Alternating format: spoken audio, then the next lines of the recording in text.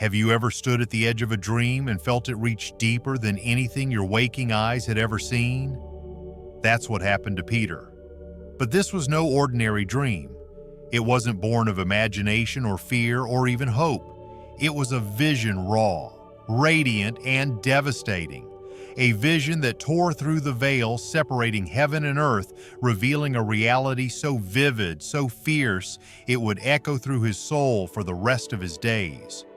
Long before John would write of scrolls sealed with 7 seals, of beasts rising from the sea, and a new Jerusalem descending from the heavens, there was another witness. Another disciple chosen to see the invisible, to behold what lies beyond the reach of time. That disciple was Peter. He didn't ask for it. He wasn't searching for revelation. He wasn't praying to see heaven or even thinking about hell. But one night, Jesus took him aside quietly, gently, and opened his eyes to a world beyond his understanding.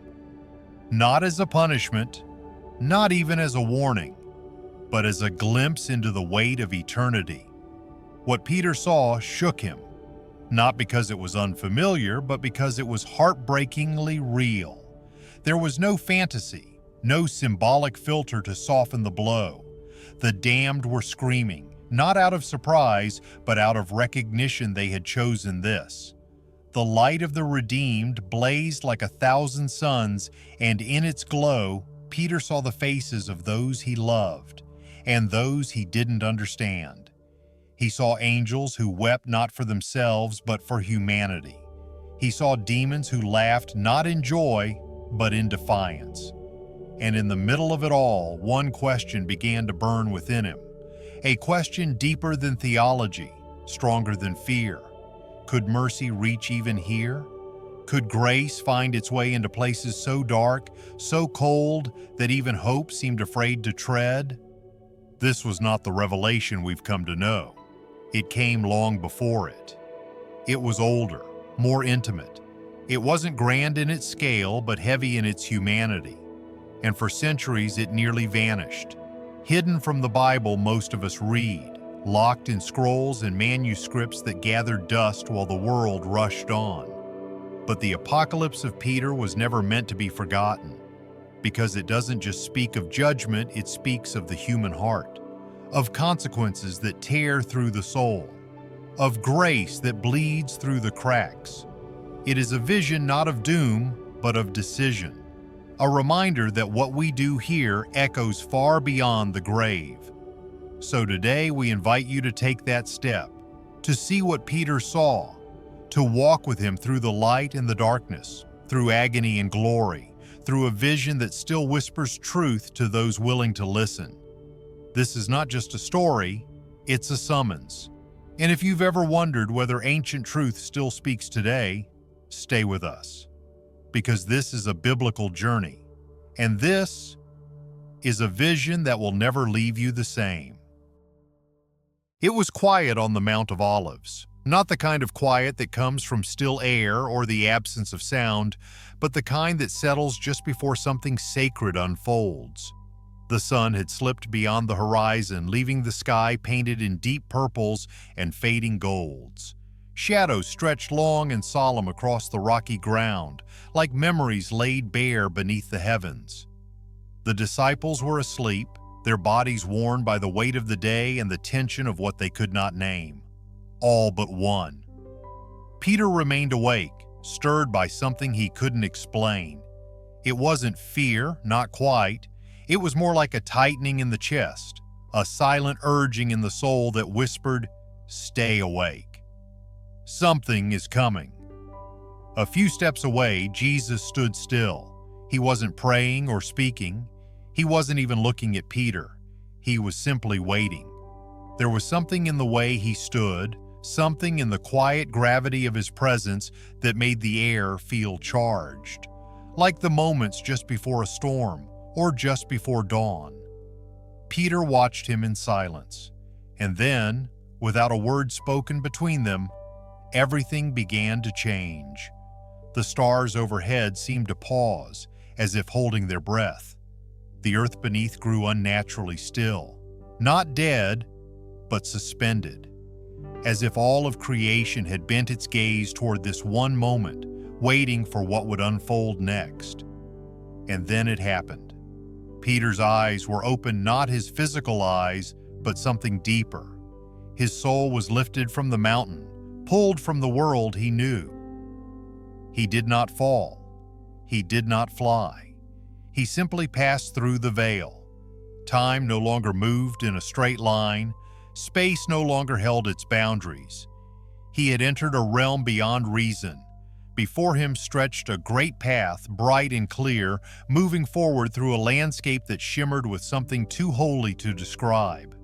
Souls walk this path not as bodies, but as beings of light, of memory, of truth. Some walked upright, radiant, weightless with peace. Others trudged slowly, as if dragging the burdens they had clung to in life. Far ahead, at the end of this road, stood a gate. It was enormous, alive with light, pulsing with something like a heartbeat.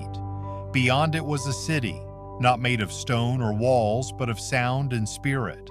Songs without language rose from within, waves of joy and glory too vast for words.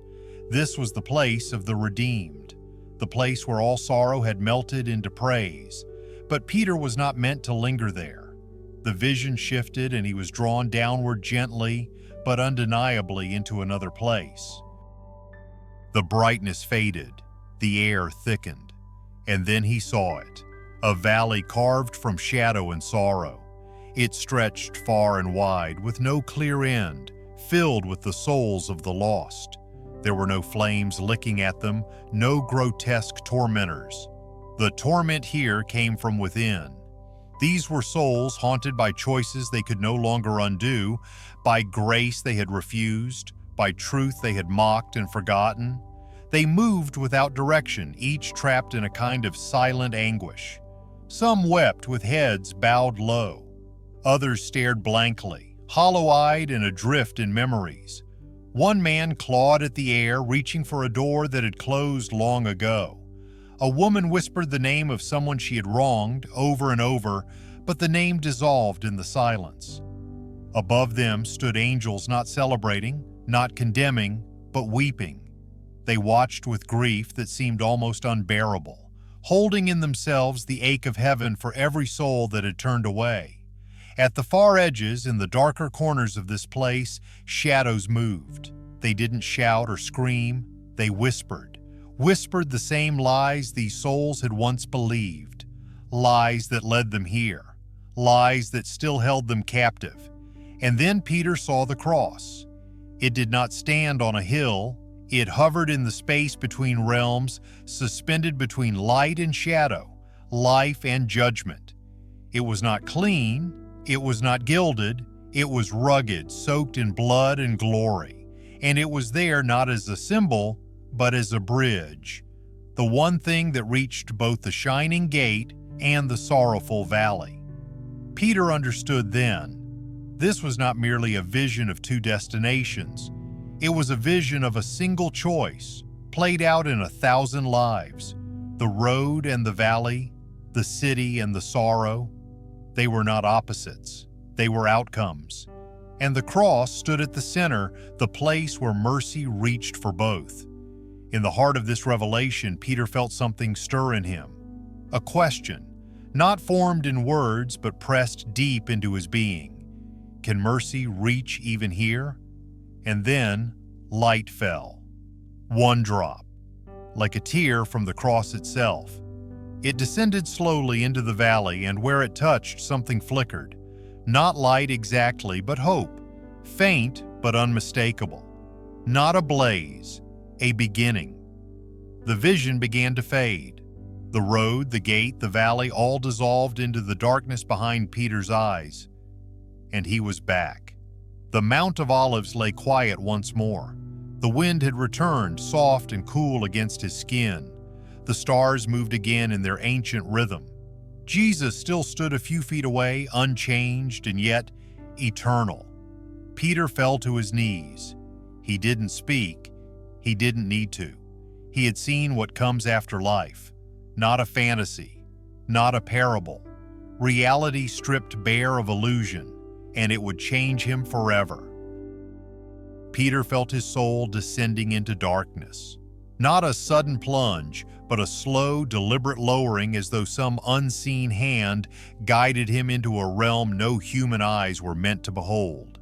The hush of the Mount of Olives had slipped away, replaced by a distant echo of metallic clangs and muffled thuds, as though chains struck unseen walls.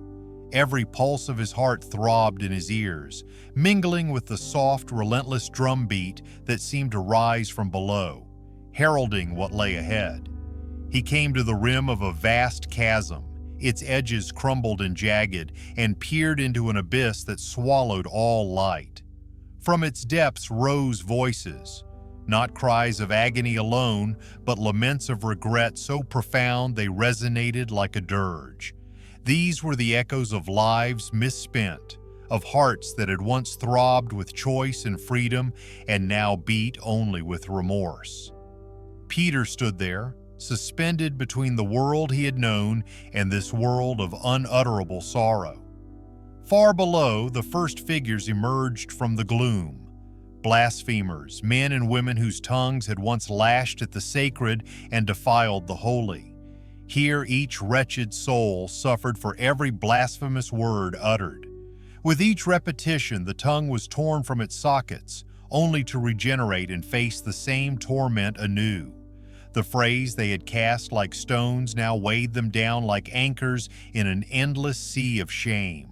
Their muffled screams rose and fell in agonizing rhythm, a bleak testament to the power of words and the price paid for profaning the divine. Peter's gaze drifted to another cluster of shadows. The adulterers hovered like marionettes, suspended by tresses of their own hair. Silk robes, or what once had been robes, hung in tatters, revealing bodies twisted in agony. Flames danced beneath them, licking at skin that smoked with every breath, yet left them eerily intact. Their eyes, forced wide against their will, caught the light of the fire with a hollow terror, as if witnessing a truth they could never unsee. In life, their secrets had been hidden behind closed doors. Here, their sin was laid bare for eternity. Beyond them, a ring of figures moved in cruel mimicry of unity. The murderers, locked in an endless circle, advanced on one another with dull blades. Each thrust, each slash, reenacted the violence they had once unleashed in darkness, in secret. Blood welled at the wounds, but vanished before it could stain the ground, as though the world refused even to keep witness to that crimson truth. The blades rang against bone and steel in a dissonant cadence, punctuated by the gasps of fresh betrayal. No one paused, no one yielded. They were bound to repeat the act until the end of time. And then there were those whose torment chilled Peter's spirit more than any other. The hypocrites. They stood at the edge of the abyss like statues carved from memory, each draped in radiant garments that glowed with a deceptive purity. Their faces wore smiles as serene as marble, but their eyes wept tears of crimson. Beneath the shimmering fabric, flesh rotted in slow motion, mottled and pulsing with decay. They had worn the mask of virtue, preached mercy and grace while harboring the blackest of intentions. Now their duality was exposed in full horror. The light of their robes threw into sharp relief the darkness within their hearts. Every punishment he witnessed was tailored with divine precision. There was neither vindictiveness nor chaos, only justice unfolding in solemn inevitability. Peter felt the weight of that justice pressing down, reminding him that every choice, every whispered excuse, every compromise carried a consequence beyond mortal reckoning. This was not the kind of justice dispensed by flawed judges in frail courts. It was the pure and unerring retribution of a holiness that brooked no shadow. Around him, the air pulsed with a mournful symphony. Chains rattled, bones groaned, whispers of lost potential drifted upward like mist. Yet intertwined with the sounds of torment was a refrain of remembrance. The ruined souls did not call out for vengeance or for pity. They called out to be remembered by those still walking in the light. Their suffering became a mirror held before the living, reflecting the path that led here and the choices that sealed each fate. Peter found himself drawn back to the edge of the chasm, as though the sight demanded he commit every detail to memory. In the flicker of those tormented flames, he saw the faces of people he had known. The merchant who had cheated the poor, the scholar who had used truth as a weapon, the friend who had abandoned love for ambition. The scene was not an abstraction, but an accusation, a reminder that the line between salvation and ruin could be crossed in a single fleeting moment. As his vision swept from one scene to the next, an unexpected thought took root in his heart. Was this all there was? Was the sum of human experience destined only for reward or retribution, with no space for mercy once the final breath was drawn? He had witnessed the righteous path and the irreversible weight of sin, but here, in the depth of this infernal panorama, he wondered if grace might extend beyond this abyss. The notion seemed almost absurd. These souls had walked away from love and truth. They had embraced deceit, cruelty, and betrayal. Yet deep in Peter's spirit, a spark of the mercy he had known in life flared to life. It was fragile, a single ember in a sea of darkness, but it glowed with an intensity that spoke of hope. If mercy could pierce the hardest heart, if love could reach into the darkest depths, then perhaps this place was not entirely beyond redemption. He watched as one of the hypocrites raised a hand. The flesh of his fingers rotted to the bone and touched the edge of his glowing robe. The light there pulsed, not with judgment, but with sorrow. In that instant, Peter felt a tremor of compassion ripple through him. He longed to reach in, to bridge the gap between worlds, to whisper that mercy was not for the pure alone, but for those who, even at the last, turned their gaze toward grace. Yet the chasm held its secret close. No cracks of light flared, no voice answered his unspoken plea. The drumbeat of chains continued, echoing in his chest, reminding him that the finality here was both solemn and absolute. These souls had shaped themselves by their choices, and now they embodied the irrevocable cost of turning away from the source of life. Peter's knees buckled beneath him, as though the weight of this vision could physically crush him. He pressed his hand against the rocky rim, grounding himself in the dying world of the Mount of Olives. The flicker of moonlight above was a faint promise of the world he had come from, a world where mercy still walked among men. In that moment of agony and wonder, Peter realized that this revelation was not a spectacle for silent pity. It was a mandate. He must carry this truth back, share this glimpse of eternal consequence, and warn every soul that mercy's window, though wide and wondrous, must not be taken for granted. The living still had time to turn toward the light, to choose the narrow path that led upward rather than downward. With a final glance into that abyss, Peter felt his spirit lifting, rising through the weight and the sorrow, back toward the still air of the olive grove. The chance of despair receded like a distant storm, leaving behind only the echo of remembrance. And though he climbed back to the world of human feet and mortal breath, the vision of the torments of the damned remained seared into his soul, a stark testament to justice, a silent plea for mercy, and an unshakable reminder of the price every soul must one day face. Light flooded Peter's vision as if the very essence of daybreak had been distilled into a single boundless radiance. The oppressive weight of the chasm fell away, and with it, the echoes of torment and regret receded into silence. There was no sun here, no horizon to frame the brightness. Instead, light emanated from everywhere and nowhere, suffusing the air with warmth that felt like the heartbeat of heaven itself. He found himself rising, his feet no longer tethered to rock or soil, his spirit buoyed by currents of luminous energy. All around him, the dim shadows of suffering were replaced by a vibrant tapestry of life. Gardens stretched to infinity, their blossoms unfading, their colors more vivid than any earthbound flower. Trees arched overhead in living arcades, their leaves singing in soft harmonies whenever the breeze stirred their branches. It was a symphony not of instruments, but of creation itself. Each petal, each blade of grass, each ripple of water contributing its own note to a flood of joyful sound. The air was alive with music. A gentle harp's caress lingered on the breeze, merging with the thrill of unseen birds and the soft laughter of children whose joy rang like bells in a clear sky.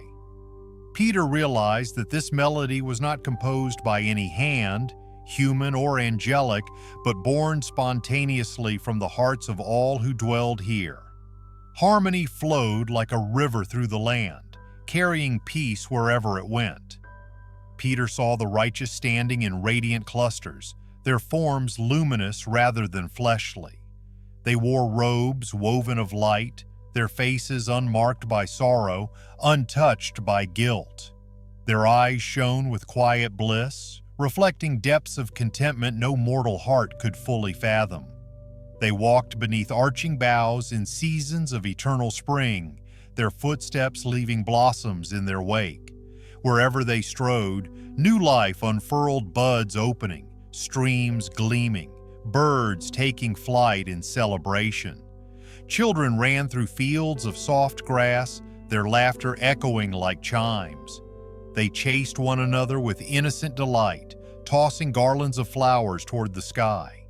There was no fear in their play, no knowledge of loss or pain, only the pure exhilaration of being alive in unbroken joy. Nearby, elders sat on benches carved from living stone, their aged faces alight with serene smiles. They danced slowly, their movements graceful and unhurried, each step a testament to perseverance through trials now forgotten. Angels moved among them, but not in stern procession or solemn charge. Instead, they paused to greet the children, to share in the laughter, to lift sorrows as one might lift a fallen petal from a path. Their wings shimmered with a translucent glow, and when they joined hands with the righteous, the very air around them pulsed with gentle assurance. Here, power was not displayed as dominance, but offered as a nurturing presence. Peter's breath caught as he beheld a river of crystal-clear water winding through the landscape. Its banks were lined with lilies that glowed faintly in the brilliance, and in its depths he saw reflections more vivid than any mirror. Images of every soul who had walked this path, each one free from tear or stain. He sensed that this river was the wellspring of mercy that flowed from the heart of the divine, carrying the promise of restoration wherever it touched.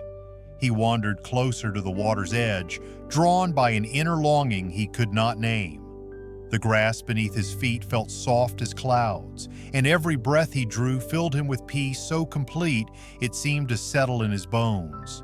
Flowers opened at his passing, releasing breaths of perfume that spoke of hope and renewal. With each step, the memory of fear and suffering faded like a distant storm, and in its place grew assurance that life here was unbroken and whole. Then he noticed something new, a gathering of countless souls approaching a grand gate forged of living light. This portal pulsed with warmth, inviting and secure.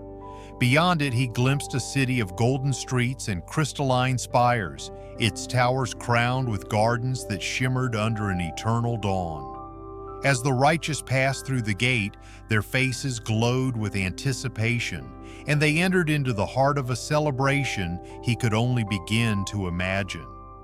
Peter stood apart, his heart full to bursting.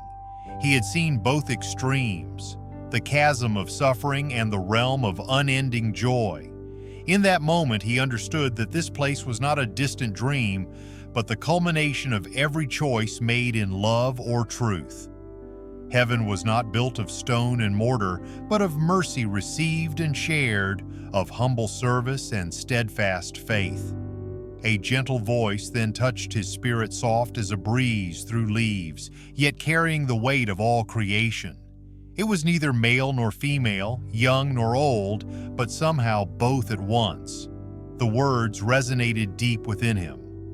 This realm stands for those who chose truth, who walked in mercy, who bore humility even when the world exalted the proud.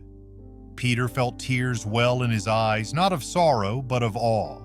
He saw before him the fullness of grace, a beauty unmarred by imperfection, a peace untroubled by doubt. He realized that nothing here had ever been lost, for every soul that entered had embraced the light with open hands. And yet, even amidst such splendor, a single thought weighed on him.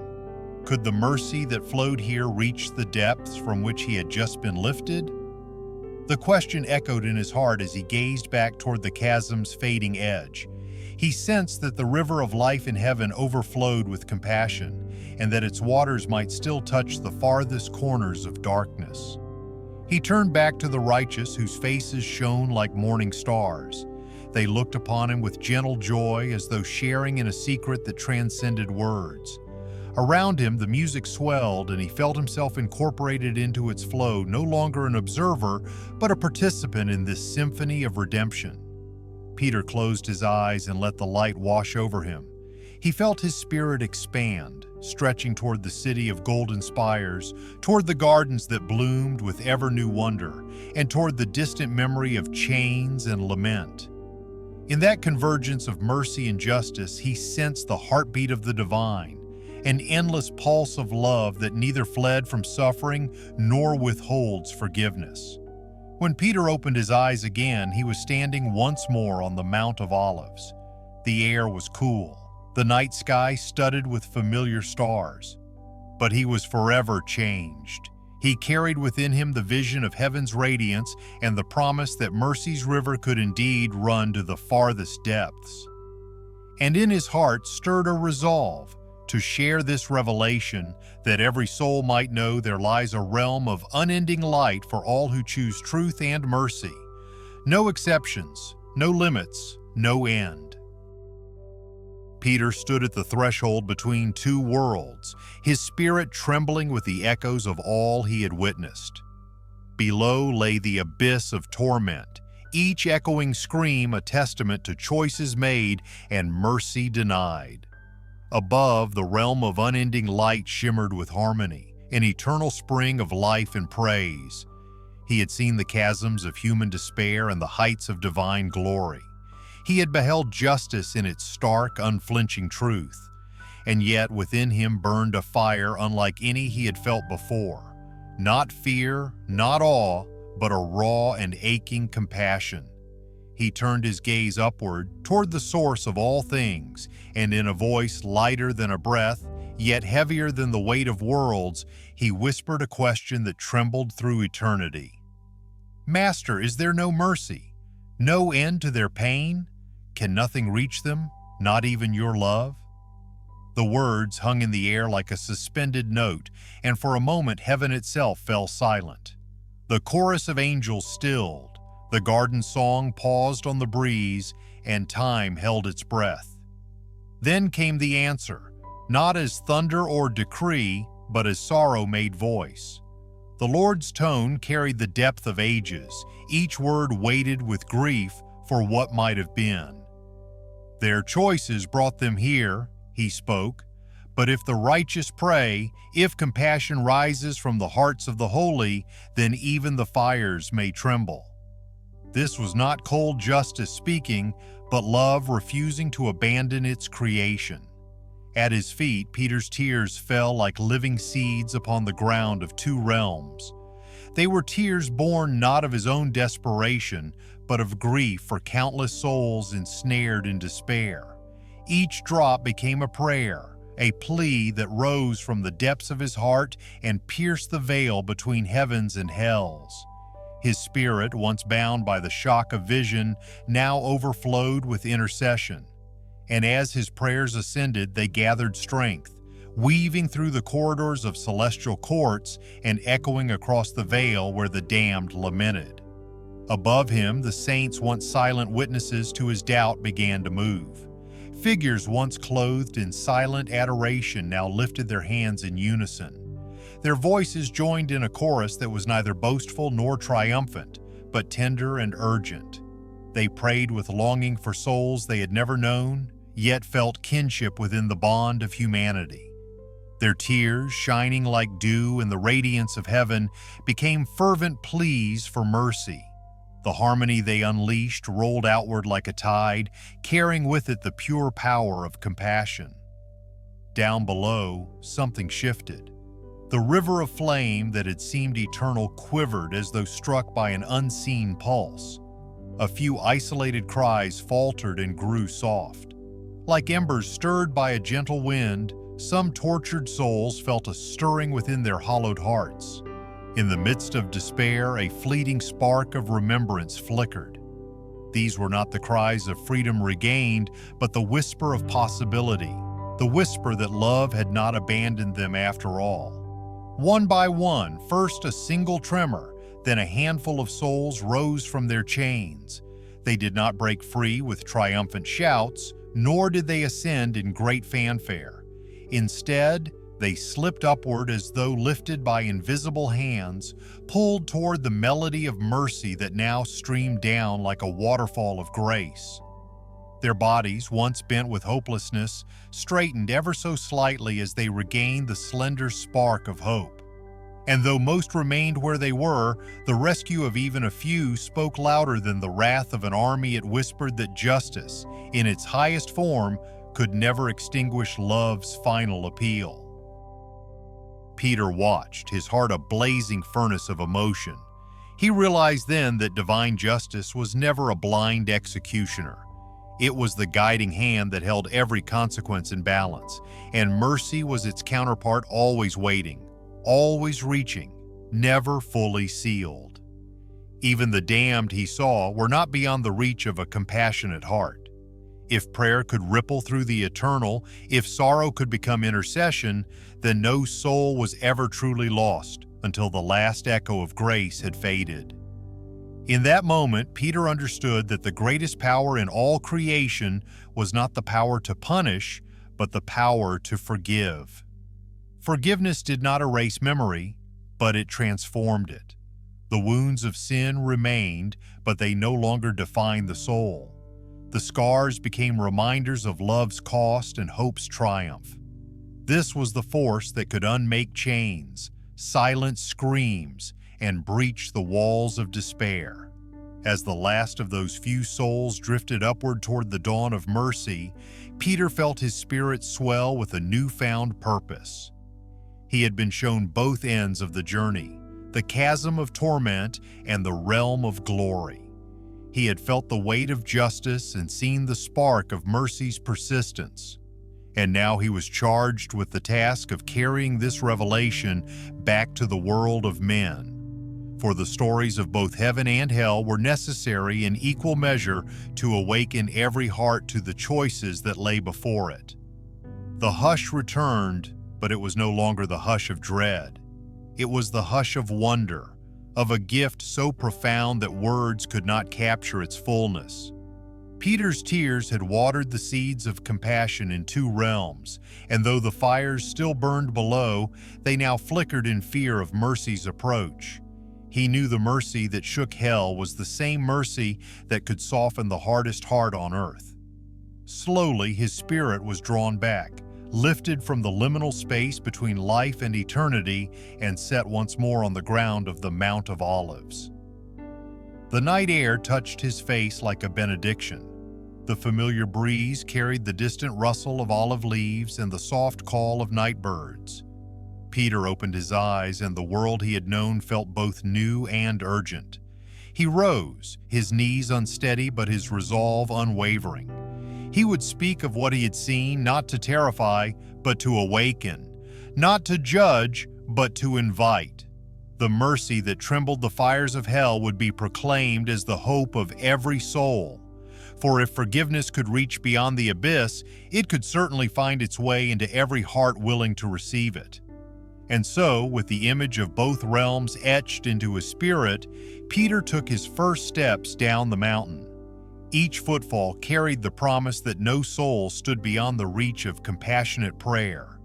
The road before him was no longer just a path of devotion, it was a lifeline cast across the gap between despair and grace, inviting all to follow the way of mercy, where even hell might yet feel the tremor of love. The light receded like a tide pulling back from the shore, and in its place rose the familiar silhouettes of olive trees and ancient stones. Peter found himself standing once again on the Mount of Olives, the cool night breeze brushing across his sweat-dampened skin. His legs felt heavy as though he had carried 1,000 burdens uphill in a single step. The vision had vanished, yet its weight pressed upon his heart with the force of a mountain. He drew a slow breath and tasted the dust of the path beneath his feet. It was the same earth he had always known, but now it felt charged with significance. Every blade of grass, every pebbled pathway seemed to whisper of truths he could never unlearn. He had walked through fire and shadow, and he had stood in the radiant courts of light. He had seen the holiness that welcomed the faithful and the despair that claimed the lost. And in that witnessing, something unbreakable was forged within him. Jesus appeared beside him, stepping out of the darkness as gently as sunrise creeps over the hills. There was no anger in his gaze, only a fierce tenderness, as if his very love burned for Peter's sake. In that moment, Peter felt the hush of eternity settle around them. He dared not speak, he could only wait. The world below breathed softly, waiting for a word that carried the weight of heaven itself. "Peter," the voice came, not as a command but as a summons. In those two syllables lay the authority of creation and the compassion of a shepherd seeking every lost lamb. "You have seen the end of all things," he said, and the words echoed in Peter's soul like a bell tolling through the ages. "This vision is not for fear, it is for remembrance." Peter bowed his head, the urgency of what he had witnessed swirling within him. He felt the pull of every soul still bound to mortality, every heart that had not yet learned the cost of its choices. He closed his eyes for a moment and felt tears mingle with the dust on his cheeks. Tears for the damned, tears for the redeemed, tears for every precious life caught between grace and judgment. "Tell them," Jesus continued, "I see, that every choice echoes in eternity, that sin leaves scars not only in this world but in the next, and tell them that mercy is real. I do not delight in punishment, but I will not force love upon those who reject it." The words fell like seeds planted in barren soil. Peter felt them take root in the depths of his being. He understood then that the vision was not granted to condemn, but to awaken. It was a clarion call to every waking soul. The door stands open now, but its hinges will one day rust shut. When that time comes, the record etched on each heart will be all that remains. Judgment will follow, swift and just, and only what is written in the soul, love received and love given, will stand. He opened his eyes and saw the distant lights of Jerusalem, flickering like distant stars around the mountaintop. Mothers and fathers slept within those walls, children dreamt of tomorrow, and the weary found rest in their rooms. None knew the peril that hovered just beyond the veil of this life.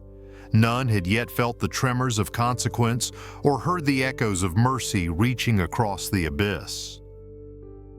Peter's resolve solidified. He would carry this burden willingly. He would speak in the marketplaces, on the roads, in the synagogues, wherever ears could hear and hearts might wake.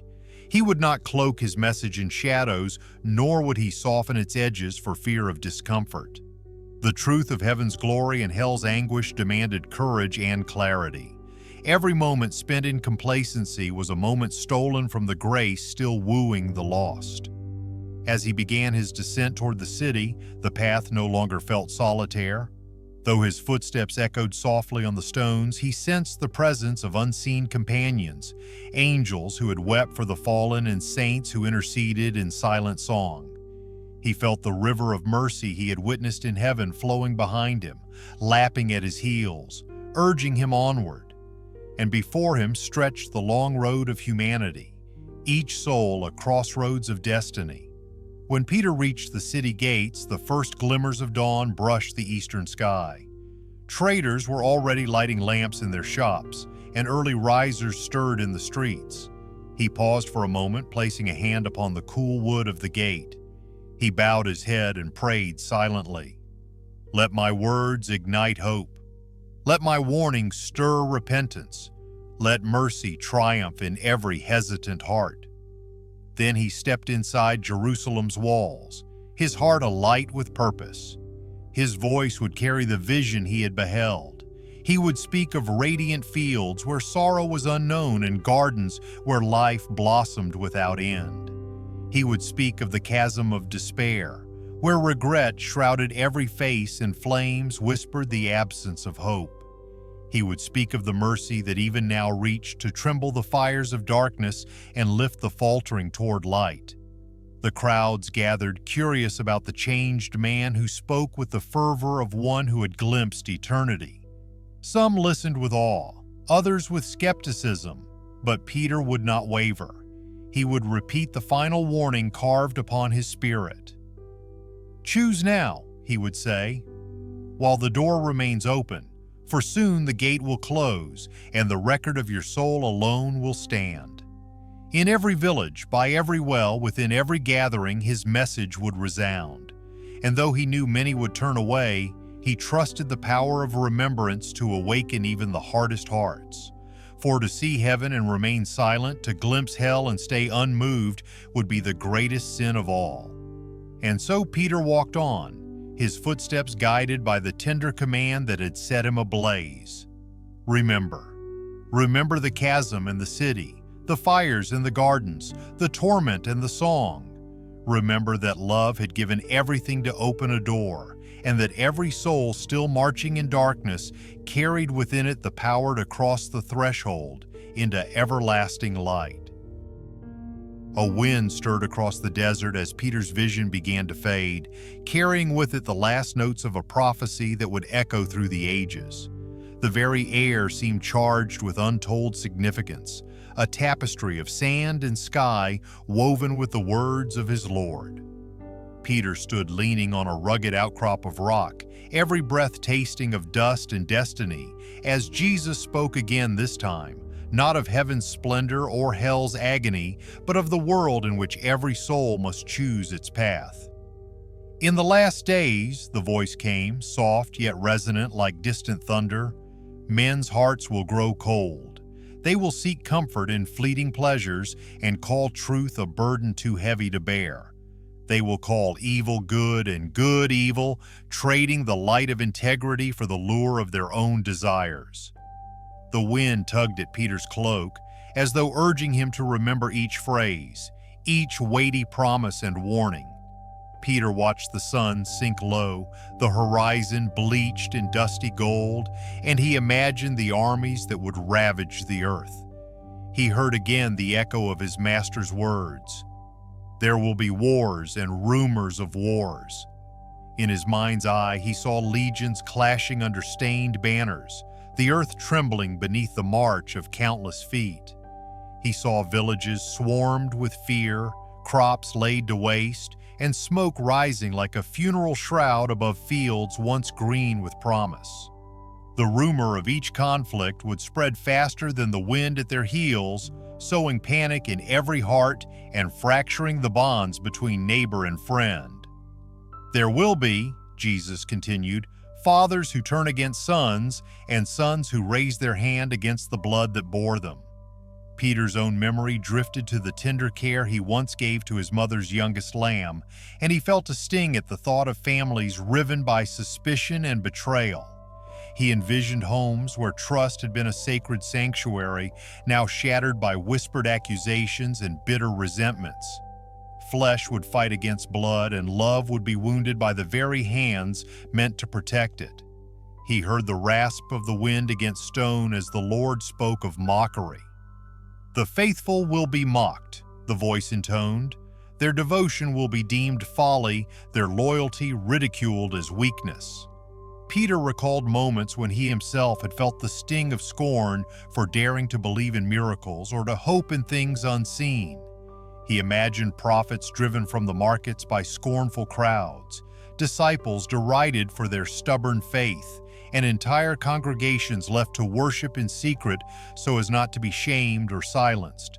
The mockery would cut deeper than swords, and silence would be the savior for many whose hearts still whispered truth.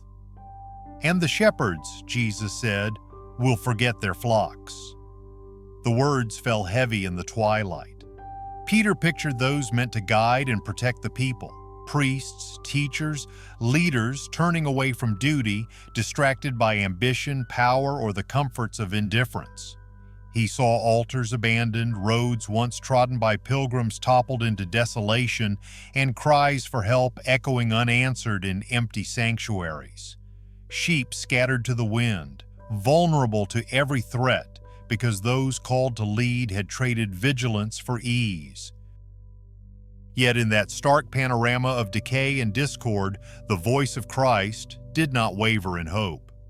But not all will be lost, he said as a solitary star blinked into existence in the deepening sky. In those days, a remnant will rise. Peter felt a tremor of anticipation. A remnant, not a throng, not a roaring multitude, but a quiet few whose hearts burned with unquenchable flame. They will be few in number, the voice continued, but they will be unwavering in faith. They will remember the words you speak, Peter, and they will hold fast to truth when the world turns away. Peter envisioned faces illuminated by resolve, a mother teaching her children to pray under flickering candlelight, a teacher whispering scriptures amid the hush of an empty street, a wanderer bearing witness beneath star-swept skies. These were the souls who could not be silenced by scorn, whose devotion thrived in the hush of persecution. They were small as grains of sand on the shore, yet each one held the power to kindle hope in the hearts around them. Jesus raised his hand and the wind stilled as though the very elements bowed to hear the final charge. "Watch," he said, "for the signs will come swiftly, storms in the heavens, tremors upon the earth, hearts torn by fear and longing.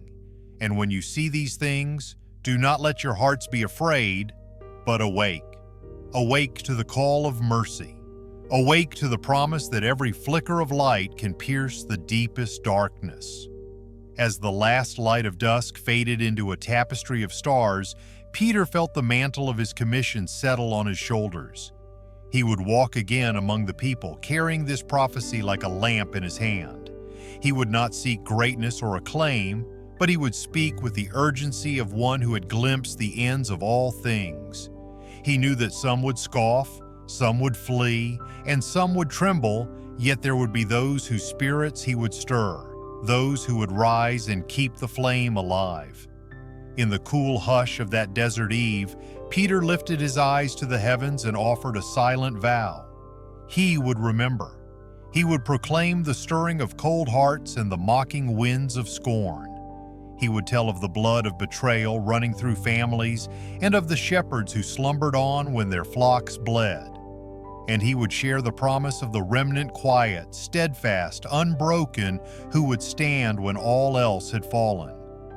Above him, the first whispers of dawn tinted the eastern sky, and Peter felt the stirring of new resolve.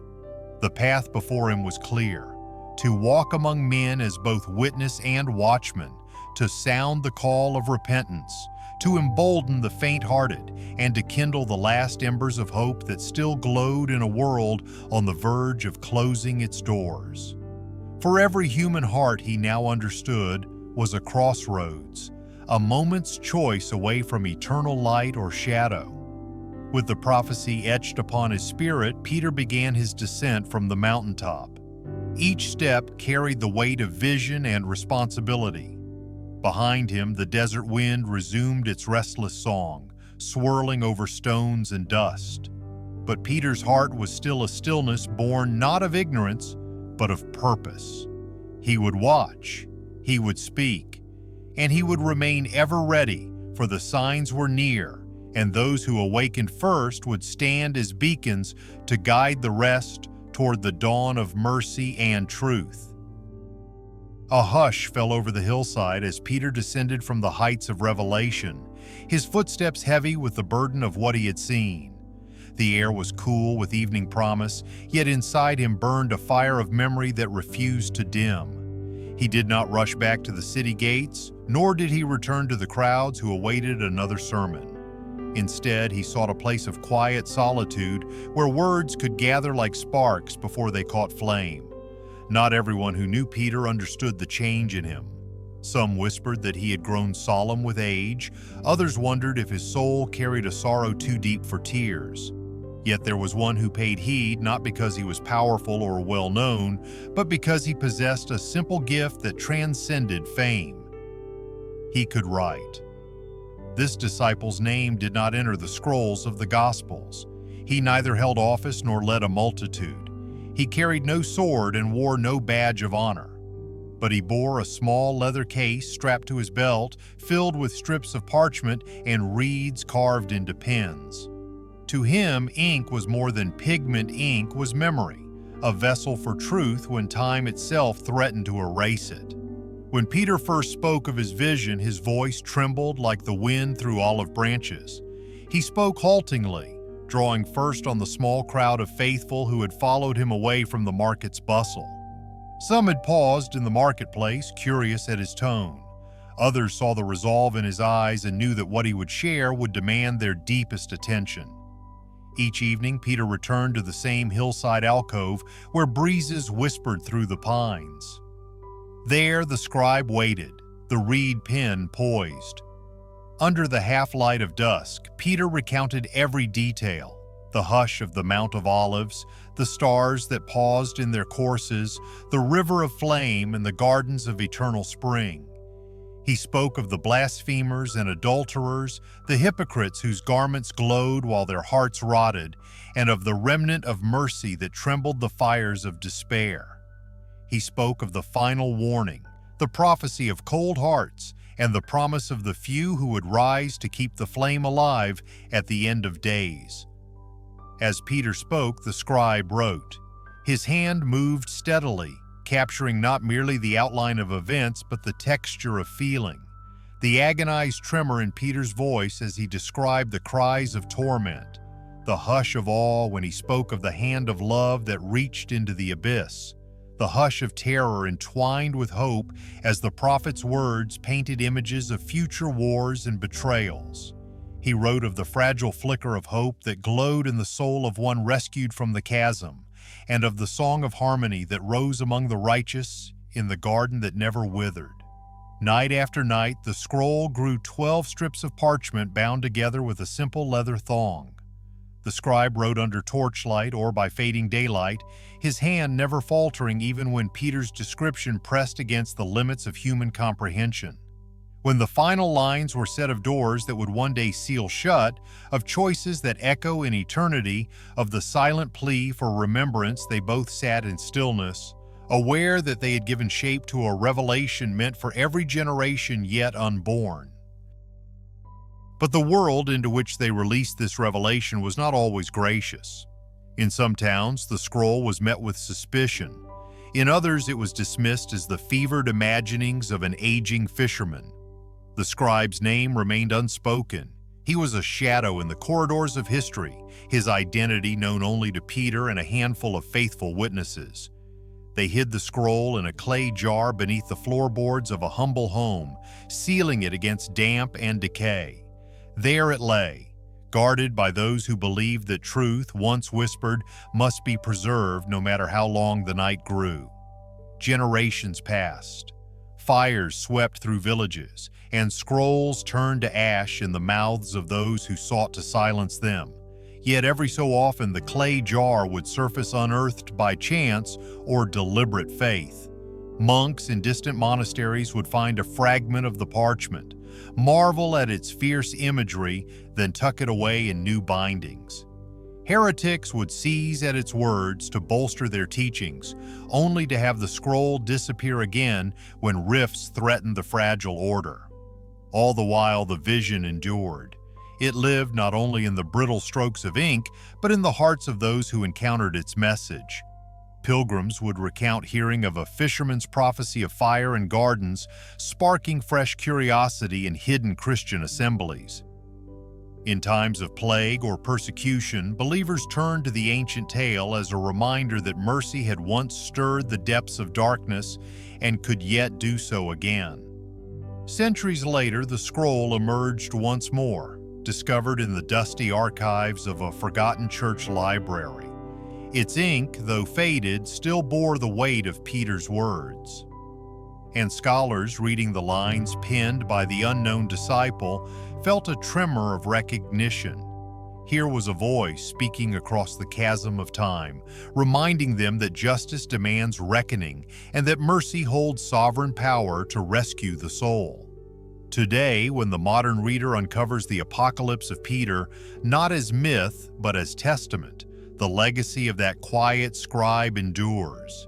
His gift of writing immortalized a vision meant to awaken every generation. He knew that truth could be buried, but it could not die. He believed that mercy would always find a way back, even when hearts grew cold and gates seemed closed forever. The scroll remains, its edges worn by countless hands, its message as urgent now as on that first moonlit night. It stands as a mirror for every soul, reflecting both the chasms of despair and the gardens of everlasting hope. And in every letter one hears the steady stroke of the scribe's pen and the unspoken vow of a writer who listened, believed, and dared to record the vision that shook the foundations of the world. The images in the Apocalypse of Peter linger long after the scroll is closed, like embers glowing in the darkness of the heart. Each vision, each symbol, offers more than a scene to be feared or admired. It offers a mirror in which we glimpse our own souls. The fire that consumed the tongues of the blasphemers was not a mere spectacle of vengeance, but a stark admonition about the power of words. Each syllable we speak can nourish or corrode, heal or wound. In that chasm of torment, flames did not simply sear flesh. They exposed the truth that words carry the weight of creation itself. To curse the holy is to unleash a fire that turns the speaker inward, revealing that language is never neutral, never without consequence. And then there were the garments of light, radiant cloaks worn by those who walked in mercy. They were no mere robes of privilege or tokens of divine favor. They spoke of surrender, of a heart laid bare to the transforming glow of grace. These shining vestments were woven not from status or ceremony, but from the very choice to relinquish pride and grasp humility. In that garden of eternal spring, purity did not come from perfection, but from a willingness to be cleansed by the gentle rains of forgiveness. Those arrayed in light moved as though draped in the presence of love itself, reminding us that true holiness springs from yielding ourselves to the currents of compassion. Perhaps the most astonishing symbol of all was the prayer that shook the foundations of hell. Peter watched as his own tears, offered in trembling supplication, rose like incense before the throne of mercy and rattled the chains of despair. In that moment, prayer revealed its hidden might, not a feeble plea, but a force capable of unsettling the fortress of torment. When the saints lifted their voices in intercession, the unyielding fires faltered, and a handful of lost souls felt the gentle tug of hope. Here, prayer was not a passive ritual, but an act of active resistance against the tyranny of condemnation. It proclaimed that mercy is no weakness. It is the greatest strength, the silent army that advances where weapons cannot reach. And through it all, Peter stood not as a distant hero of ancient legend, but as an everyman, a portrait of our shared humanity. In his fear, we see our own doubts when faced with suffering. In his curiosity, we hear the restless questions that stir within us at midnight hours. In his brokenness, we recognize the fractures that run through every heart shaped by regret. In his hope, we glimpse the ember of faith that refuses to be extinguished no matter how deep the valley of despair. He was the voice that dared to ask the unthinkable question, "Lord, is there truly mercy for those beyond redemption?" And in the answer that followed a reluctant, sorrow-soaked yes, we find the affirmation we have sought in our own darkest nights. That yes is not a triumphant shout ringing from mountaintops, nor is it a pat promise free of cost. It is a whisper that has traversed centuries, carried on scrolls and in secret prayers, woven into the very fabric of Scripture and imprinted upon the longing of every restless soul. It tells us that no one is ever so far gone that grace cannot reach them. Even in the abyss where regret echoes endlessly, the faintest spark of mercy can ignite a path toward redemption. This is not fantasy.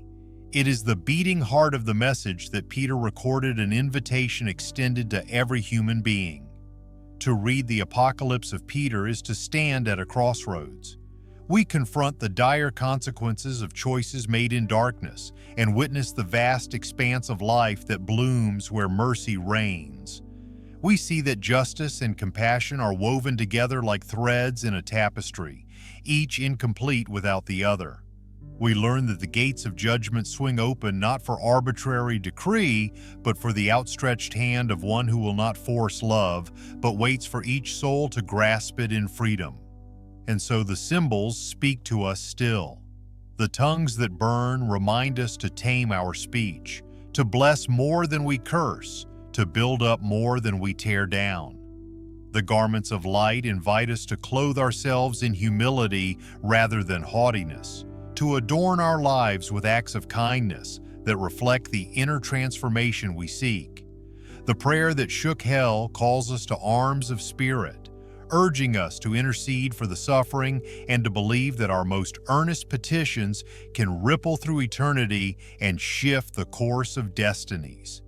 Peter's vision, preserved by the hand of that nameless scribe, stands ready whenever we choose to listen.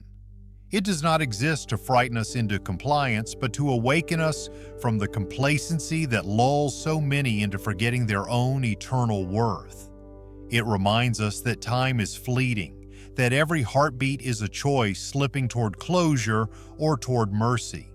And in that urgency lies our greatest power, the power to see, the power to pray, the power to walk the narrow path before the gate stands sealed. So let us heed the symbols. Let us treasure the spark of hope kindled by a prayer offered across the boundary of despair. Let us clothe ourselves in surrender and speak words that heal rather than harm. Let us carry the whisper of that ancient yes into our weary world, where hearts grow cold and laughter fades. And in doing so, we become living mirrors of the vision Peter beheld as a testament to the truth that no shadow is too deep for mercy's light, no soul too lost for grace's embrace, and no story too broken for a new chapter to begin. There was a time when the Apocalypse of Peter did not dwell in shadows, but stood shoulder to shoulder with the sacred books of the early church.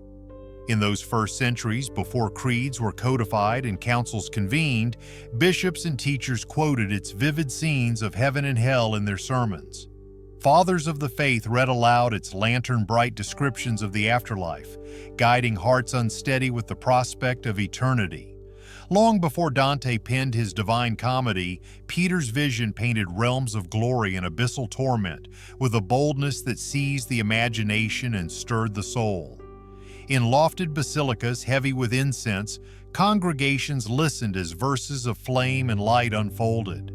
The faithful trembled at the chasm of suffering where words once spoken against the holy were avenged by fire, and they wept with awe at the gardens that bloomed under eternal spring where every sigh of mercy bore fruit. The Apocalypse of Peter bridged warning and consolation, revealing both the terrifying consequences of sin and the tender hope that mercy might yet prevail. It was a text at once raw and tender, and its power lay not merely in spectacle, but in its urgent message, that God's justice and God's compassion were threads woven into the same tapestry. Yet as centuries passed and doctrine took firmer shape, the Church began to labor over its official canon. Debates flared in council halls and monastic scriptoriums over which writings bore divine authority and which belonged to pious imagination. The Apocalypse of John stood firm in its place, its symbolism and prophetic weight aligning with the theological currents of the time. But Peter's book, visceral in detail and unafraid to suggest that prayer could reach beyond the gates of hell, proved unsettling to some stewards of orthodoxy. Whispers drifted through cloisters that Peter's vision was too graphic, that its portrayal of torments outran the restraint deemed proper for public worship. Others fretted that its emotional intensity might inflame hearts toward morbid fascination rather than humble repentance. Yet the deeper fear, seldom spoken aloud, lay in what the text dared to hint: that the soul condemned to fire was not beyond the reach of mercy, that redemption might yet emerge from the depths of despair. This notion, as radical as it was hopeful, threatened to overturn the stark binary of reward and retribution carefully enshrined in ecclesiastical teaching. So the Apocalypse of Peter was not formally banned. There were no blazing pyres consuming its manuscripts. Instead, it was set aside gently, almost imperceptibly. Its passages ceased to be read at liturgy. Its symbols were absent from theological debates. Over time, as scribes copied the accepted canon and omitted the extraneous visions, Peter's book slipped from view. In dusty monastic libraries, it lingered on tattered scrolls, glimpsed by a handful of curious scholars, but otherwise left to molder. It was not lost to deliberate persecution, but forgotten through the gradual drift of acceptance. For nearly 18 centuries, the text lay hidden in fragments, some in Greek codices found behind locked doors, others in Latin translations tucked away in European archives.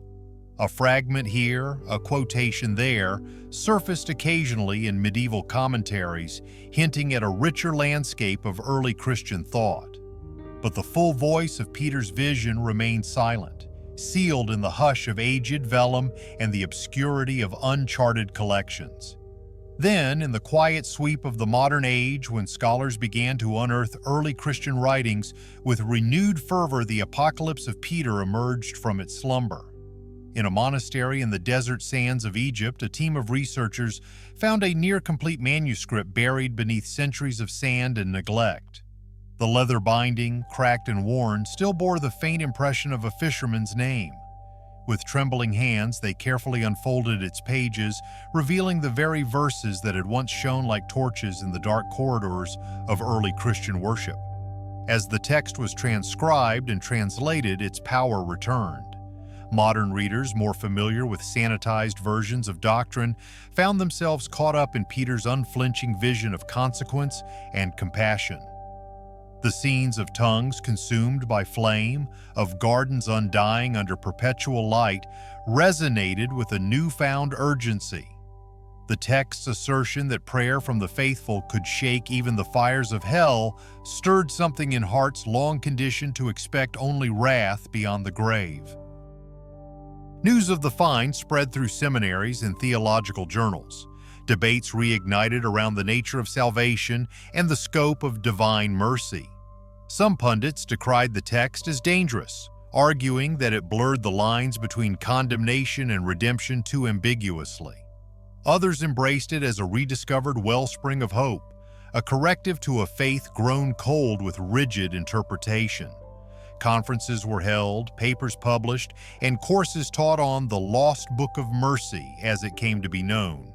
Yet the true power of Peter's vision did not lie in academic wrangling, but in its lived impact. When the scroll was made accessible to the faithful, it became a mirror for weary souls.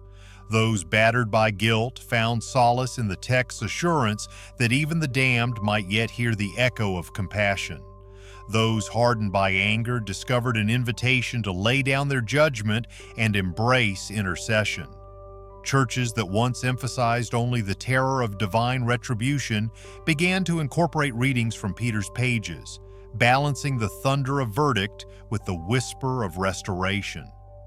In retreat centers, pilgrims gathered to read Peter's words aloud beneath candlelit arches, their voices resonating against stone as they contemplated the fiery tongues and luminous gardens. In hospitals and hospices, caregivers read passages of mercy to those facing death, allowing the promise that prayer might reach beyond the darkness to infuse their final hours with comfort. Even in prisons, ministers shared Peter's vision with inmates, reminding them that a flicker of hope can still ignite redemption where despair runs deepest. Perhaps the most startling effect was the way the text reframed the conversation about justice itself. Communities wrestling with the pain of crime and punishment found in Peter's account a startling paradigm.